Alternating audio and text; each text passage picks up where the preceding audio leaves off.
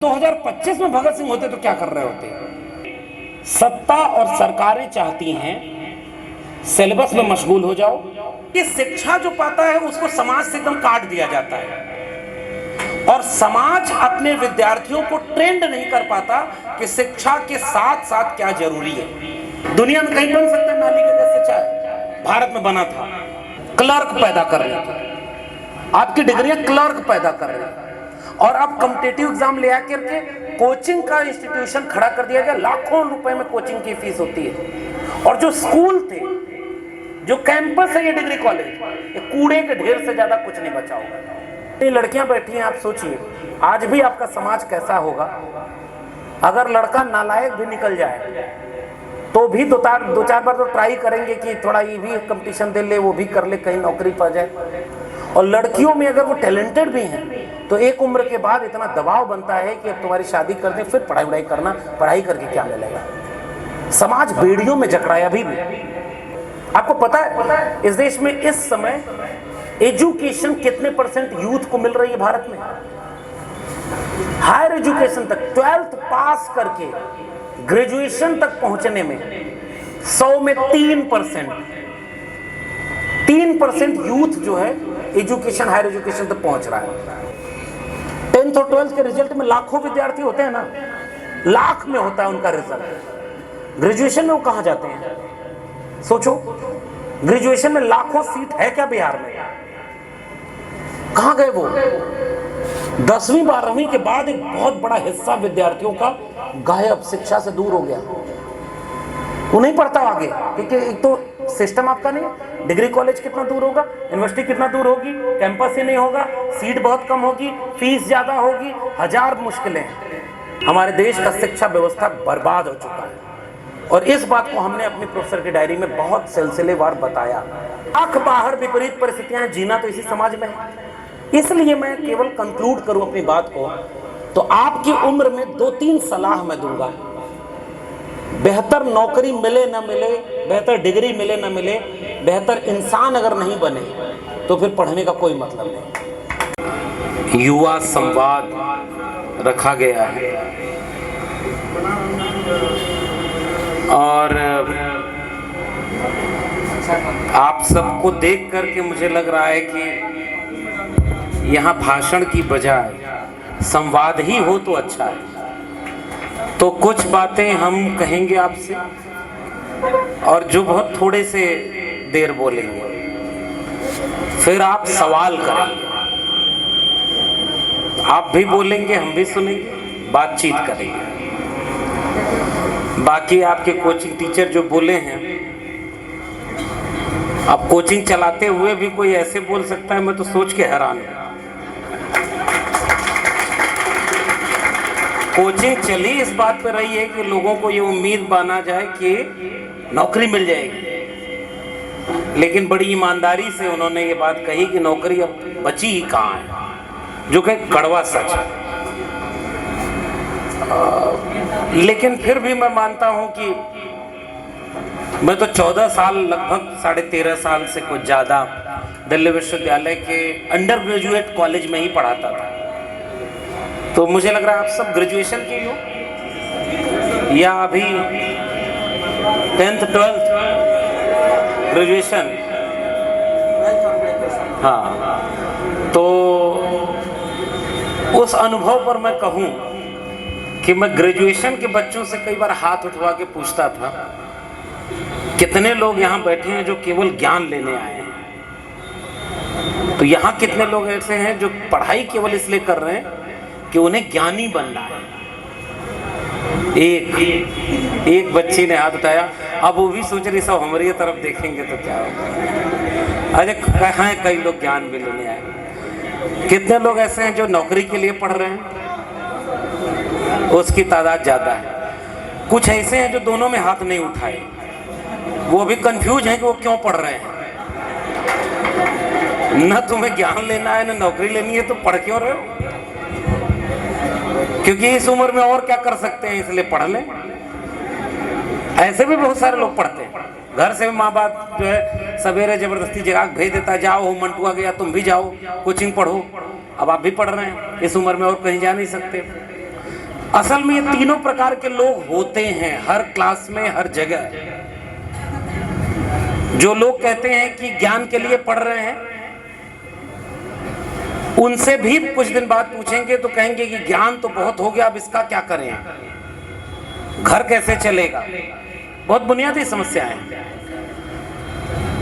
अभी एक सज्जन मुझे मेरी ही किताब पकड़ाए, हालांकि सोचिए कि लेखक के लिए कितना मुश्किल है कि उसकी डुप्लीकेट कॉपी मार्केट में घूम रही है। हाँ, ये ओरिजिनल नहीं है, ये फोटोकॉपी करा करके किताब के शक्ल में बेचा जा रहा है, जिसका खर्चा 50, 60, 80 रुपया होगा और 200 में बिक जाएगी। तो खरीदने वाले को थोड़ा ही पता है। लेकिन एक लेखक के तौर पर ये मुझे कितना सुकून देने वाली बात है कि ओरिजिनल तो हजारों लोगों ने पढ़ा ही, उसकी कॉपी करके, हाँ देखिए ये ओरिजिनल है, देखिए दोनों में कितना अंतर है। ये फोटो कॉपी है, इसका साइज भी देखिए कितना छोटा है। लेकिन एक लेखक के लिए ये बड़ा अच्छी चीज है कि उसकी किताबें फोटो कॉपी करा के भी लोग पढ़ रहे हैं। तो ये तो हमारे लिए बहुत अच्छी बात है। तो हम लोग जो शिक्षा पाए और जिस 2025 में हम खड़े, उस समय जो हमारे प्रोफेसर साहब, कई लोग बैठे हुए हैं, बहुत सम्मानित प्रोफेसर हैं। अच्छा, मैं आपको एक और बात बताऊं, मैं भाषण नहीं कर रहा हूं, मैं संवाद है तो संवाद की तरह ही बात कर रहा हूं। और अभी आप लोगों को जल्दी तो नहीं, भूख तो नहीं लगी? कितने लोग खाने के लिए जी रहे हैं? अरे उसमें भी एक आदमी है। कितना वैरायटी टेस्ट करते हो, हर रोज एक ही खाना खा रहे हो, बदल बदल खाते हो। तो एक ये तो खैर कुछ बुनियादी बातें हैं। ये जो सामने विश्वविद्यालय है, ये वो विश्वविद्यालय है जिसमें मेरी परमानेंट नौकरी लग गई थी। आज से तकरीबन 6-7 साल पहले की बात होगी। इसी विश्वविद्यालय के हिंदी विभाग में परमानेंट नौकरी मिली। लेकिन मैं दिल्ली विश्वविद्यालय में था और कभी मौका मिले, मेरी किताबें इसलिए नहीं कह रहा हूं, और अभी आपकी उम्र में पढ़ना भी नहीं चाहिए। अब आपको मास्टर साहब आधा सच बोल के ही चले गए, क्यों नौकरी के लिए पढ़ रहे हो, पूरे उठो, आंदोलन के लिए पढ़ो। तो आप भी जाके पूछना कि आपकी उम्र में हो जाएंगे तो आंदोलन करेंगे, अभी तो पढ़ लेना। तो आप लोग कितना आंदोलन कर लिए, थोड़ा आलोचना होनी चाहिए, बातचीत कर रहा हूं। बाबा साहब से एक बात सीखने की है। जंगे आजादी चल रही थी तो विदेश में कुछ लोग गए और उन्होंने कहा कि आजादी देश को दिलाने की लड़ाई चल रही है, चलिए साथ दीजिए। तो बाबा साहब ने पूछा कि किससे आजाद करने की लड़ाई चल रही है? तो उन्होंने कहा अंग्रेजों से। कहे किस बात की? तो कहे कि उन्होंने हमें गुलाम बना रखा है, हम उन्हें भगाएंगे और जनता का राज ले आएंगे, अपना राज होगा। तो बाबा साहब ने कहा कि लेकिन हमारा समाज तो जब अंग्रेज नहीं थे तब भी गुलाम था, अंग्रेज नहीं होंगे तब भी गुलाम होगा। पहले कोई और गुलाम कर रहा था, फिर कोई और आ जाएगा। बाबा साहब अपनी पढ़ाई को बीच में छोड़ करके जंगे आजादी में कूदने नहीं आए। और इसका अर्थ कतई नहीं है कि बाबा साहब नहीं चाहते थे कि अंग्रेज इस देश से भागें। उसके बाद तो वो जब देश लौटे तो इतने तरह की चीजें रही, उन्हीं अंग्रेजों की सत्ता से बार्गेन करके साफ तौर पर कहते हैं कि मेरे हित और मेरे देश के हित में से मुझे अगर एक चुनना होगा तो मैं अपने देश का हित चुनूंगा। ऐसा नहीं है कि वो देशभक्ति उन्हें पता नहीं थी। जब भगत सिंह शहादत दे रहे हो एक समय, 23 साल की उम्र, और उस समय भगत सिंह जितना पढ़ करके लिख गए, सदियों में कभी कभी कोई भगत सिंह पैदा होता है, सदियों में से कोई अंबेडकर निकलता है। वो भीड़ में नहीं पाए जाते।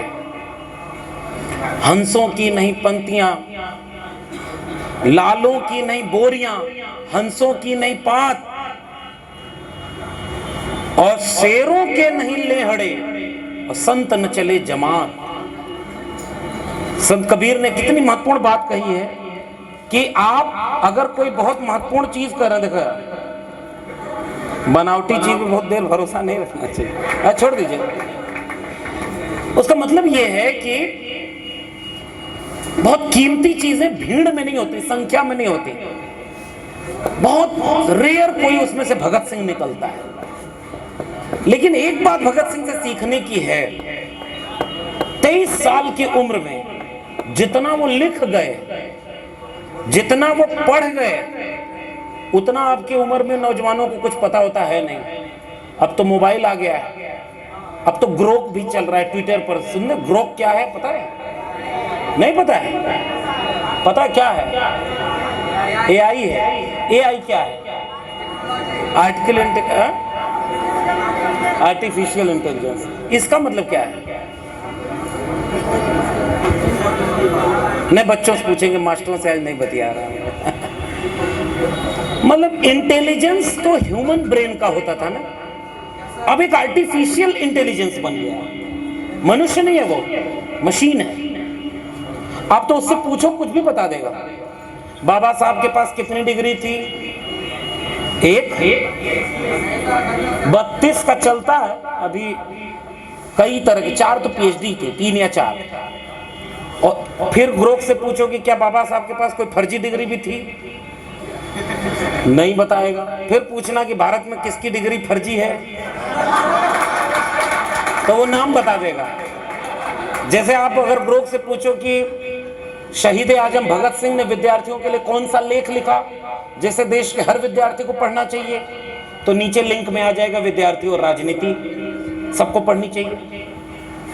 जैसे आप भगत सिंह के बारे में और कुछ पूछो कि शहादत क्यों दिए, उनका आखिरी खत क्या है, तो भगत सिंह 23 साल की उम्र में लिखते हैं कि जीना तो मैं भी चाहता हूं, लेकिन मैं गुलामों वाली जिंदगी नहीं जी सकता। मैं चाहता हूं कि मेरे लहू का एक एक कतरा इनकलाब लाए। माएँ अपने बच्चों को भगत सिंह बनाने का ख्वाब दिखा करेंगी, इसलिए हम कुर्बान होना चाहते हैं। अब आज हाथ उठवा के पूछ लो, भगत सिंह जिंदाबाद, इनकलाब जिंदाबाद, कोई भगत सिंह बनने को तैयार है? इसका मतलब नहीं कुर्बान होना है। हाथ भी उठा रहा है, क्या करना है बताओ? भगत सिंह बन के क्या करना है?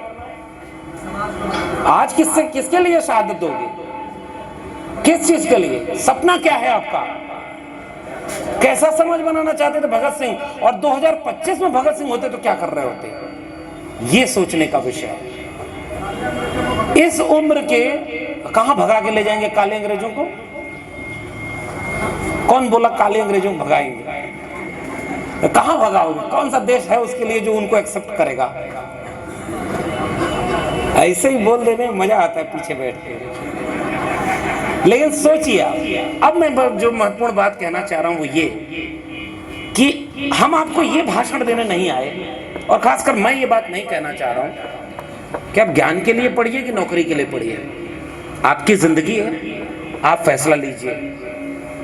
मगर ये जरूर कहना चाहता हूं कि आप क्या फैसला खुद से ले रहे हैं कि नहीं, ये आपको पता है कि नहीं? किसी ने आपके भीतर एक सपना पिरो दिया और आप उस सपने को जी रहे हो। कितने लोग हैं जिन्होंने खुद से कोई अपना सपना देखा?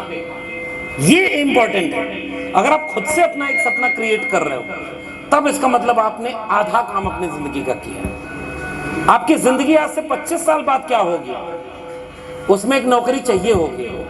लेकिन सच बात यह है, जो अभी आपके टीचर ने कहा, जैसे मैं ग्रेजुएशन में जब पढ़ाता था तो मैं बच्चों से एक बात कहता था कि जितने लोग हैं ग्रेजुएशन में, मेरी क्लास में ही करीब 40-50 लोगों की क्लास होती थी। दिल्ली विश्वविद्यालय का कॉलेज था, और भगत सिंह के जमाने में भी गर्मी पड़ती थी। भागलपुर में भी गर्मी पड़ रही। भागलपुर में ये वाला हिस्सा ऐसा है कि थोड़ा ठंडा रहेगा, दीवार पक्की है, लेकिन यहाँ इतना भी है, गर्मी भी है।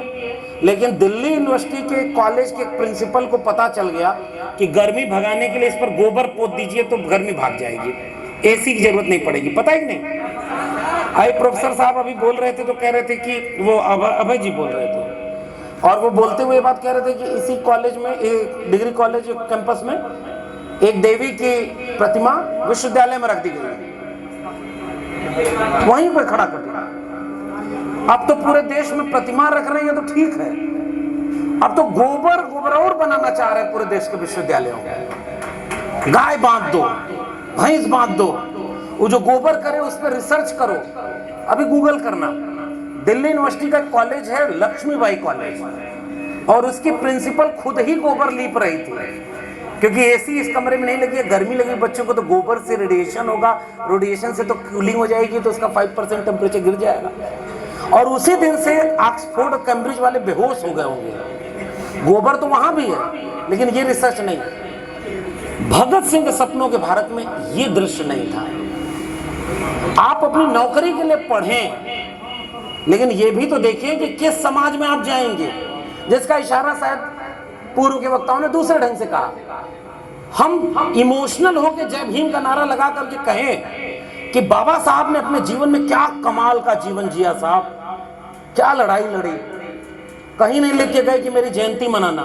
और दुनिया में शायद ऐसा कोई और होगा महीनों जिसकी जयंती मनाई जाती हो। इतना बड़ा सदी का नायक कभी कभी कोई पैदा होता है जो इस देश ने बाबा साहब के रूप में पैदा किया। ये भी काम बहुत आसान था इस बात पे ताली बजाना। अब उससे महत्वपूर्ण काम, उससे कठिन काम क्या है? बाबा साहब तो अपने हिस्से का काम करके गए। आज वो लड़ाई अगर आज वो होते तो क्या कर रहे होते?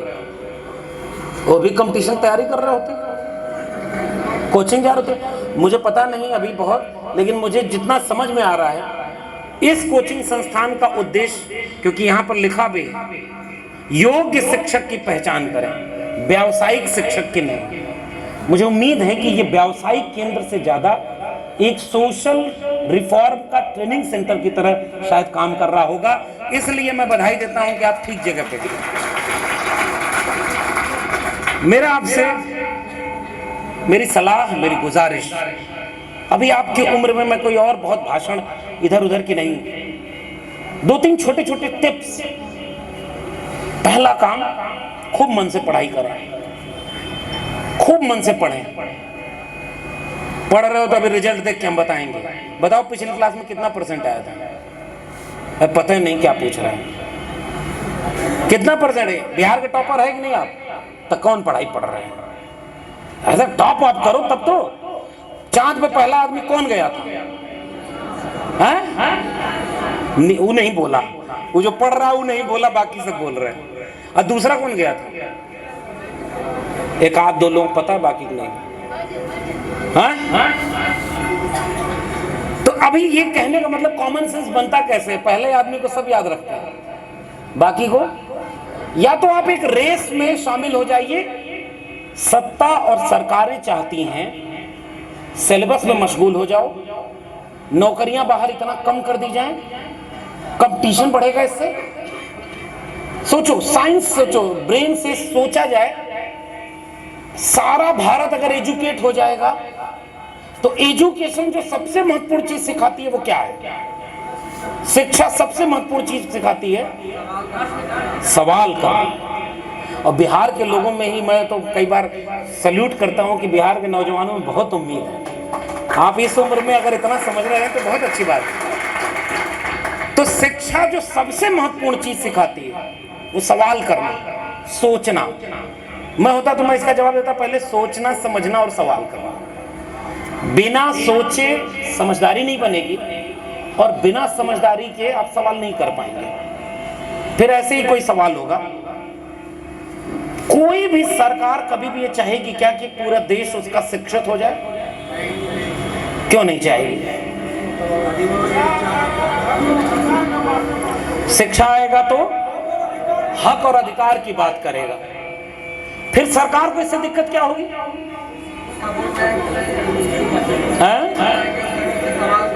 उसका ना मनमानी नहीं चलेगी और झूठ नहीं बोल पाएगा, सीधा बोलो ना। कोई अगर शिक्षित भारत में होता तो कोई प्रधानमंत्री ये बोलता क्या कि नाली के गैस से मैं चाय बनाया करता था? दुनिया में कहीं बन सकता है नाली के गैस से चाय? भारत में बना था जब वो गरीब थे। इस देश में नहीं ना संभव है। शिक्षा तर्क देती है, समझदारी देती है। शिक्षा ये समझाती है कि कितना भी तुम वीडियो बनाकर वायरल करो कि गोबर को रोटी में लपेटकर 100-100 ग्राम खाने से बीमारी ठीक होती है। पढ़ा लिखा आदमी कहेगा नहीं, गोबर खाने की चीज नहीं है, वो खाद में बना करके खेत में डालोगे अनाज पैदा होगा। और आजकल देश को कहां ले जाया जा रहा है, गोबर लीप लो तो कोरोना नहीं होगा। मैं इसीलिए कह रहा हूं, दिल्ली विश्वविद्यालय में प्रिंसिपल गोबर लीप रही है, और ये मजाक नहीं है। आप कल को जिस समाज में नागरिक बन के जाएंगे, जब शिक्षा पूरी हो जाएगी, उस समाज से आपको कोई वास्ता ही नहीं होता। अगर साइंस के स्टूडेंट है तो और ज्यादा नहीं होता। तो जब जहां कीचड़ भरा होगा, आप वहां जाओगे तो कीचड़ आपको भी लगेगा। इसलिए शिक्षा जो पाता है उसको समाज से एकदम काट दिया जाता है, और समाज अपने विद्यार्थियों को ट्रेंड नहीं कर पाता कि शिक्षा के साथ साथ क्या जरूरी है। हमारी गुजारिश केवल ये है, खूब मेहनत से पढ़ाई करें, करियर फोकस करें। जैसे मैं पटना आता हूं कई बार, तो एक पटना में एक कोचिंग संस्थान है, प्रेरणा आईएएस के नाम से, प्रेरणा आईएएस। और वो क्या करती है कि जितने गरीब बच्चे हैं, एससी एसटी ओबीसी परिवारों के बच्चे हैं, फर्स्ट जनरेशन है, उनको फ्री में कॉम्पिटिटिव एग्जाम की तैयारी कराते हैं। और इस बार इन्होंने तकरीबन 2 दर्जन बिहार पीसीएस में रिजल्ट फाइनल किया। उसमें कोई डिप्टी एसपी बन गया, कोई एसडीएम बन गया, कई जो है ग्रेड बी ग्रेड सी की अच्छी नौकरियों में आए। शिक्षा ये समझदारी देती है, शिक्षा ये समझदारी देती है कि बाहर, क्लासरूम के बाहर भी तो तुम्हारी एक दुनिया है ना। क्लासरूम के बाहर सड़क पर कोई लड़की अगर जा रही हो, कोई उसे परेशान करे, तो शिक्षा और समाज दोनों मिलकर ऐसे नागरिक तैयार करें कि वहां वो खड़े होकर के रोके कि गलत मत करो। शिक्षा पाने का अर्थ ये नहीं होता कि वो बैलगाड़ी में जो बैल लगा होता है, घोड़ा गाड़ी में जो एका गाड़ी में लगा होता है, उसके दोनों तरफ पट्टी लगा दो, जितने रास्ते पर चलना है उतना ही देखेगा, और कुछ देखो ही मत। आज की शिक्षा व्यवस्था उसी खतरे की तरफ आगे बढ़ गई जिसका इशारा भगत सिंह ने किया था। क्लर्क पैदा कर रहे थे, आपकी डिग्रियां क्लर्क पैदा कर रहे हैं। और अब कॉम्पिटिटिव एग्जाम ले आकर के कोचिंग का इंस्टीट्यूशन खड़ा कर दिया गया, लाखों रुपए में कोचिंग की फीस होती है। और जो स्कूल थे, जो कैंपस है, ये डिग्री कॉलेज, ये कूड़े के ढेर से ज्यादा कुछ नहीं बचा होगा। जो भी क्रीम है, जो नौजवानों में सबसे अच्छा ब्रेन है, और ब्रेन बनता कैसे, ऐसे ही नहीं कि पैदा हो गया, कोई मुख से पैदा हो गया तो बहुत टैलेंटेड हो गया, मेरिटोरियस हो गया, ये सब फर्जी बात है।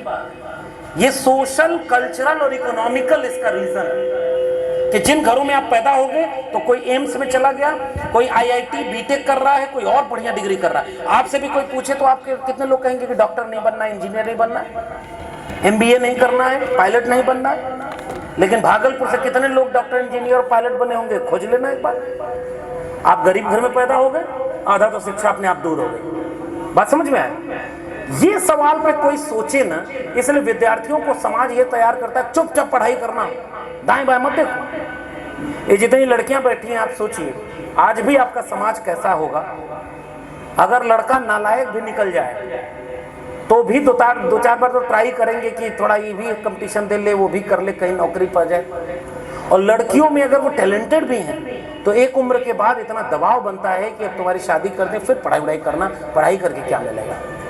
समाज बेड़ियों में जकड़ा है अभी भी। पहली बार तो कोई निकल के आया, आप मैं कुछ आंकड़े बता दो छोटे छोटे, फिर आपके साथ बातचीत करेंगे। आपको पता है इस देश में इस समय एजुकेशन कितने % यूथ को मिल रही है भारत में? हायर एजुकेशन तक, 12th पास करके ग्रेजुएशन तक पहुंचने में 100 में 3% यूथ जो है एजुकेशन, हायर एजुकेशन तक पहुंच रहा है। रिसर्च तक 1%, टॉप क्रीम यूनिवर्सिटीज तक 0.2%, 0.1, 0.8% ऐसे कुछ आंकड़ा है। उसमें से नौकरी कितनों को मिल पा रही है? सरकारी नौकरी की अगर बात करें, अच्छे क्लास की नौकरी की बात करें तो 0.5% से भी कम। ये बाकी भीड़ कहां चली गई?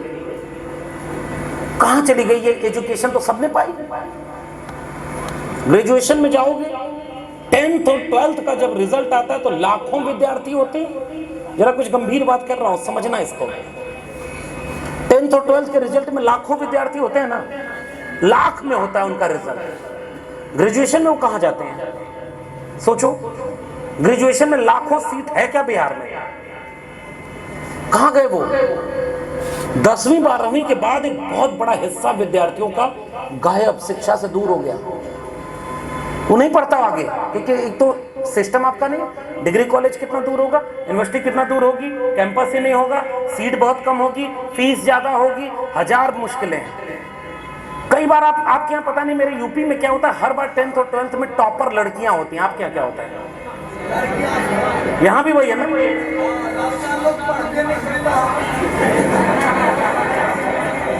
लड़का लोग पीछे से कुल बुला रहा होगा कि हम नहीं पढ़ते।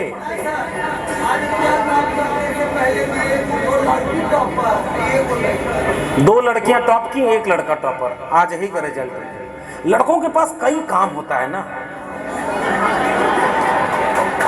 चौराहे पर है, सुन, ये सब गलत समय ताली बजा दिया। अपनी बेइज्जती पर ही जो खुश हो जाए। काम क्या है लड़कों के पास? चौराहे पर बैठ के गप करना, वहां हुड़दंगई करना, वहां क्रिकेट खेलना, यहाँ ये करना, वहां वो करना। लड़कियों के लिए समाज में इतना स्पेस नहीं है। और लड़कियों को अगर वो थोड़ी भी समझदार है तो उनको पता है कि अगर उन्हें अच्छा जीवन जीना है तो उनके लिए शिक्षा कितनी जरूरी है। इसलिए बहुत मन से पढ़ती हैं। लड़कों को हमने तो सभ्य नागरिक भी नहीं तैयार किया। जितना दंगा होता है उसमें महिलाओं को देखा है कभी तलवार लगाते हुए, अरे धर्म बचाने हम आए हैं। महिलाएं क्यों नहीं जाती? क्योंकि पुरुषों को आपने ऐसे तैयार किया होता है। उनमें हिंसा, उनमें कुंठा, उनमें तमाम तरह की चीजें भरी होती हैं। हमारा बाहर का समाज इतना असुरक्षित किसकी चलते हैं? महिलाओं के चलते हैं। ये जितना चोरी छिनेटी जितना होती है उसमें से कितना महिलाएं करती हैं। तो बहुत सारे कुंठाएं हैं, उसको छोड़ दो। अभी अब बहुत कुछ सोचना है, समझना है। मैं ये भी नहीं कह रहा हूँ कि लड़के पढ़ते नहीं, मगर मैं सोच रहा हूँ ग्रेजुएशन में मैं अपने क्लास में जब पढ़ाता था तो लड़कियां कम थी, लड़के ज्यादा थे। इसका मतलब जैसे जैसे फिल्टर एजुकेशन में होगा, जो फर्स्ट जनरेशन के बच्चे हैं वो शिक्षा से दूर होते चले जाएंगे। गरीब घर में है, शिक्षा से दूर। फीस महंगी है, शिक्षा से दूर। गांव में रह गए, बहुत शिक्षा से दूर। आप अपने घर के बड़े हैं तो तुरंत जाके मजदूरी करिए। हमारे देश का शिक्षा व्यवस्था बर्बाद हो चुका है और इस बात को हमने अपनी प्रोफेसर की डायरी में बहुत सिलसिलेवार बताया। लेकिन फिर से कह रहा हूं, गेहूं के ढेर से भी, कूड़े के ढेर से भी गेहूं का दाना खोज लेते हैं। हमें जिंदगी का फलसफा सीखना है उन परिंदों से जो कूड़े के ढेर से भी गेहूं का दाना खोज लेते हैं। लाख बाहर विपरीत परिस्थितियां, जीना तो इसी समाज में है। इसलिए मैं केवल कंक्लूड करूं अपनी बात को, तो आपकी उम्र में 2-3 सलाह मैं दूंगा। बेहतर नौकरी मिले ना मिले, बेहतर डिग्री मिले ना मिले, बेहतर इंसान अगर नहीं बने तो फिर पढ़ने का कोई मतलब नहीं। और इंसान बनने का मतलब क्या है? दूसरे के दुख को भी अपना समझना। एक देश कैसे बनता है पता है? कोई देश, कोई समाज अपना तब बनता है जब तक उसमें साझा सुख और साझा दुख ना हो। साझा सुख, किसी दूसरे की खुशी में खुश होना, उससे ज्यादा जरूरी है साझा दुख। आपके समाज में बाहर अगर नफरत होगी तो क्लासरूम बचेगा क्या? आपकी फीस कितनी होगी, फीस कितनी होगी कौन तय करता है? सोच के बताइए। आप 10th में क्या पढ़ेंगे सिलेबस में कौन तय करता है? आप सिलेबस में क्या पढ़ेंगे कौन तय करता है? विद्यार्थी, प्रोफेसर, टीचर, नेता। फीस कितनी होगी कौन तय करेगा? राजनीति। नौकरी कितने लोगों को मिलेगी, वैकेंसी कब आएगी, पेपर लीक होगा कि नहीं होगा, कौन तय करता है? राजनीति। जब सब राजनीति तय करती है तो आप राजनीति को क्यों नहीं तय करते? भगत सिंह अपने लेख विद्यार्थी और राजनीति में यही सवाल करते हैं। बाहर आग लगी रहेगी ना तो न किसी का घर सुरक्षित होगा, न कोचिंग, न अपनी नौकरी, न अपना परिवार। दो लड़ाई इसलिए हर उम्र के नौजवानों को लड़नी होती है।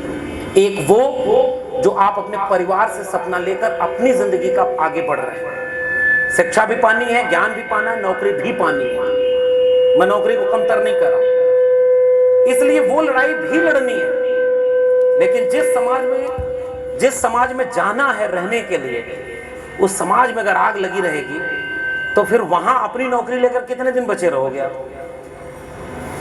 कभी कितना दूर तक बच पाएंगे? इसलिए नए नागरिक जब पैदा करने की बात हम बतौर समाज कर रहे हैं, ये कोई क्लासरूम नहीं चल रही, ये एक एक्स्ट्रा करिकुलर एक्टिविटी हो रही है। आपका सिलेबस यहाँ नहीं डिस्कस किया जा रहा है, इसमें से कोई, हम लोग भाषण दे रहे हैं, इसमें से कोई पेपर आपका क्वेश्चन पेपर में एक भी सवाल नहीं आने वाला है, लेकिन आपकी जिंदगी कैसे बेहतर हो उसके लिए इन्होंने कोशिश की कि छात्र युवा संवाद किया जाए। क्या हम ऐसे मूर्ख नागरिक तैयार करना चाहते हैं जिसको शिक्षा में डिग्रियां तो बहुत अच्छी आती हैं, जिसकी हैंड राइटिंग तो बहुत अच्छी है, रट करके वो बहुत अच्छे नंबर ले आते हैं, टॉपर हैं।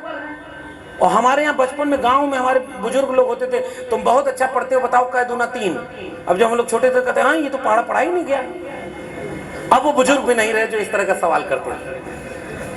69 पढ़ा कि 72 पढ़ा पता ही नहीं है, पूछ दो आज लोगों को। अब वो समझ चला गया, पुराने लोग पूछ देते थे ऐसे। हम लोग ऐसे रिश्तेदार सबसे पहले चिढ़ते थे जो आते ही कहता था 19 का पहाड़ा सुनाओ बेटा, उसको पानी देने भी अगली बार नहीं जाते थे, कहाँ से आकर है रोज, को भगाओ यहाँ से।